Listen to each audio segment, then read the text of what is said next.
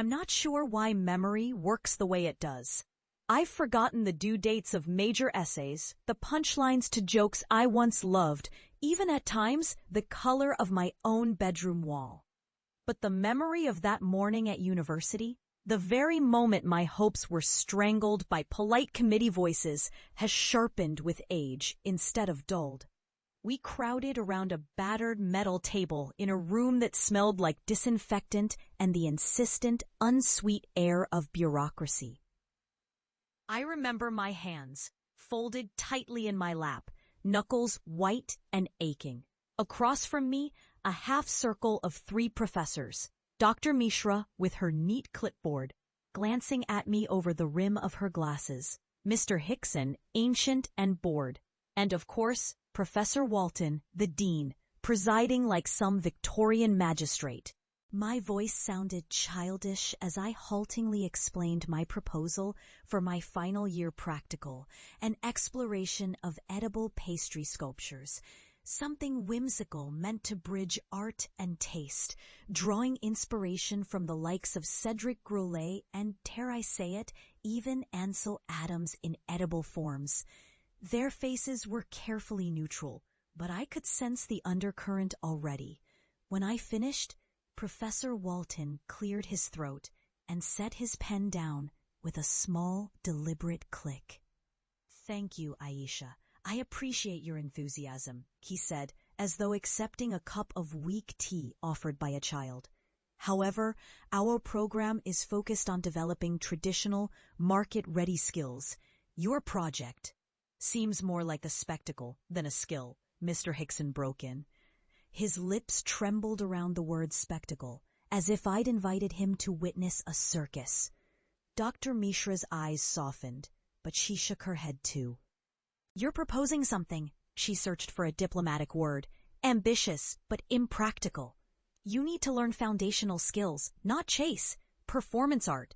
The time and ingredients alone would be wasteful." "I'm offering to pay for the ingredients." My voice was pitched higher than I'd liked. Walton cut me short, gentle but stern. "It's not about money, Aisha. It's not what our program prepares students for. I suggest adapting your proposal to something more in line with pastry classics, an entremet perhaps, or an advanced croquembouche." The meeting ground on another futile 10 minutes. When I finally stood to go, thanking them for their time, my cheeks burned with shame, not from the rejection itself, though that stung, but from the look I caught in Mr. Hickson's eyes, half disdain, half pity, as if I were a child who thought she could build a castle out of clouds. My family acted about the same way when I relayed the committee's decision that night at dinner. The sounds of onions frying filled the narrow kitchen, my mother clanging pans, and I could barely get the words out before my father harumphed. "You expect them to let you play around with cakes like some street fair performer? Did we send you to university for juggling eclairs?" My brother Riz snickered behind his phone. "Maybe she can make a cake that dances across the table." "Hush, Riz. Is this a joke?" Mum shot me a look, equal parts weary and scolding, as if the mere idea of pastry as art was another in a long series of my adolescent rebellions. "Your father's right. Learn something to get a job. We didn't immigrate for what? Playing with sugar?" Dinner was a battlefield I could never win. Afterwards, I lay awake, staring at the cracked paint above my bed. The sounds of London traffic blurring outside, fear biting into my chest. But somewhere below that fear, a dull, stubborn defiance began to simmer. If I couldn't follow my idea inside their walls, I'd learn outside them. Professional doors shut quickly, sometimes before you even knock. For 2 years after graduating with little ceremony, I took a series of jobs in kitchens that felt like prison sentences. Southall, Camden, even a stint in a glossy hotel in Knightsbridge. My colleagues joked about my fancy ideas. "Oi, Picasso, think you can paint us a tart that won't collapse? Let the art student do the piping, innit? Maybe we can flog it to an art show." Every suggestion for something new met the same cold wall. No one buys that here, or do as you're told. Shaped like dough, folded smaller with every refusal, I convinced myself that maybe, after all, I was ridiculous. The only time I felt my pulse quicken was late at night, alone in my flat, experimenting with leftover ingredients pilfered from work. I sculpted miniature towers from shoe, spun sugar into spider webs, and painted with orange reductions and chocolate. I'd eat my failures and photographed a few successes with trembling hands. One night, scrolling Instagram, I landed on an open call, the Whisk London New Talent Search. The description was short: creative pastry, open interpretation, all disciplines and ideas welcome. Submission deadline 2 weeks. I watched the cursor blink, taunting me in the entry form. The fear came again, that old acid in my throat. No one in their right mind tried things like this, not from my background. But the defiance won out. I worked every spare hour I had, hands getting raw with caramel burns and knife nicks. My concept, London Skylines, was a trio of edible sculptures: the gherkin in blood orange mousse with a sugar glass skin, Big Ben rendered in layered pistachio decoys and coffee cream, and the Shard, a precise spire of white chocolate shards held together with delicate isomalt windows. The night before the judging, I barely slept, the city humming below my flat's warped window. My mind cycled. This is too strange. This will fall apart. This is art, not food. You're being ridiculous, Aisha. The next morning, the city was cold and wet. I swaddled the desserts in a fortress of insulated coolers and packaging, my bus route mapped to avoid every bump. The Whisk London studio was a blur of nerves, contestants in monogrammed whites, presents of neat milfoils and classic entremets, while I hovered at the edge, balancing my fragile towers. I couldn't watch the initial judging, but I was called back that evening to meet the panel, Michel Roux Jr. No less, and pastry legend Rina Takahashi among others. "These are ambitious," Rina murmured, peering at the shard, running one elegant finger along the edge. Roux grinned. "London through the eyes of a pastry architect. They asked me nothing about employability or efficiency. Just questions that mattered. What inspired me? What challenges? Did the towers ever collapse? Yes, twice overnight. The air felt different in that room, electric with possibility." When they announced winners, I hardly believed it. My name, audience applause, a certificate, a check for £1,000, and, most precious, a mentorship invitation at Sugar and Sage, the renowned atelier.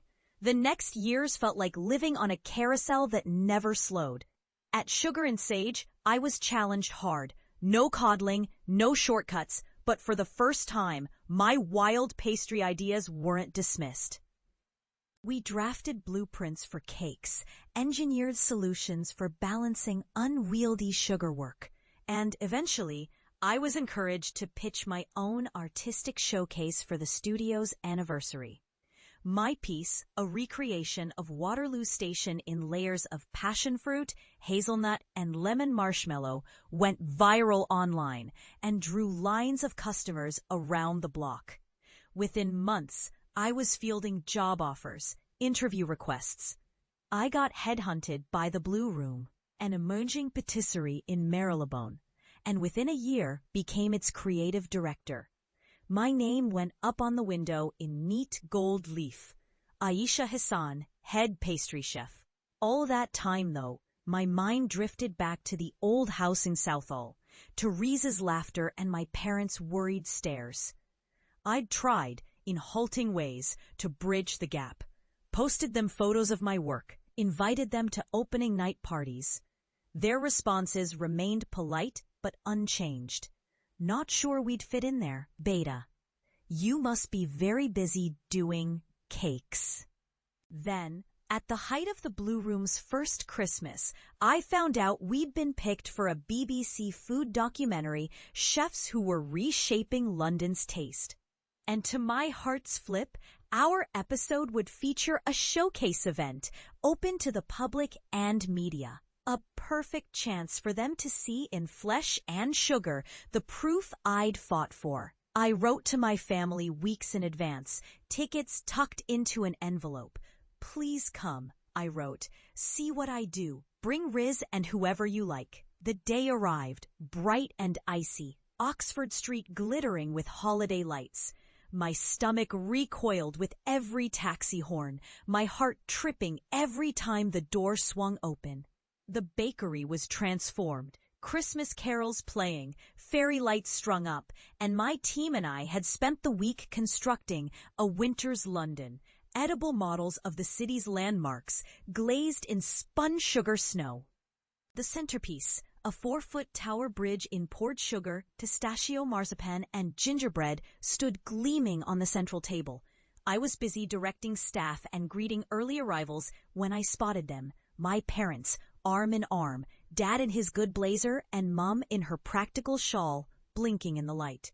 Riz lagged behind, eyeing the crowd with practiced nonchalance. My breath caught, all the childhood hurts and defiance knotted in my chest. I came over, nerves jangling. "You came," I managed. Mum gave me a small, nervous smile. "You said we should see. We're here." I took them around the display, pointing out the details, the sugar crystal frost edging Waterloo, the cinnamon-dusted embankments along our Thames, tiny buses and cabs shaped from marzipan. Strangers stopped to take photos. Staff offered up tastings, shards of glistening vanilla glass, tiny lemon tartlets from miniature phone boxes. Riz finally grinned, hoovering down a caramel shard. "Not bad, sis. Surprised it doesn't move." I smirked and handed him another tart. My parents lingered longest at the Tower Bridge centerpiece, Dad staring hard as if willing himself to understand. I saw then, across the bakery, the documentary crew beckoning guests to a small stage.